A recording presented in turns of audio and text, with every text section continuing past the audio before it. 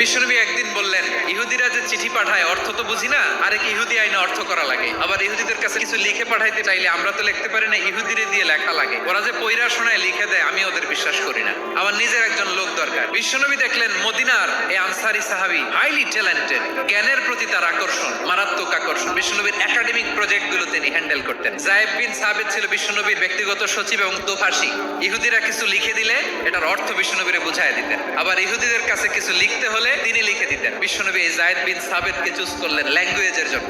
উনি বললেন, যায়েদ, তোমার সফট স্কিলকে ডেভেলপ করতে হবে, তুমি হিব্রু ল্যাঙ্গুয়েজ শিখে ফেলো। যায়েদ বিন সাবিত বলল, বিশ্বনবীর মোটিভেশন আর ইন্সপিরেশন পেয়ে আমি 15 দিনে ইহুদিদের এই হিব্রু ল্যাঙ্গুয়েজ শিখে ফেললাম। এরপর ইহুদিরা চিঠি লিখে পাঠালে আর কোনো ইহুদি ডাকা লাগতো না, আমি নবীর এটার অর্থ করে বুঝায় দিতাম। আবার ইহুদিদের কাছে চিঠি লেখা লাগলে আমি যায়েদ বিন সাবিত চিঠি লিখে দিতাম। বিশ্বনবী তাকে দায়িত্ব দিলেন, কোরআন যা নাজিল হয় তুমি লিখো, কাতিবুল ওয়াহি বানায় দিলেন। সুবহানাল্লাহ। বিশ্বনবী একদিন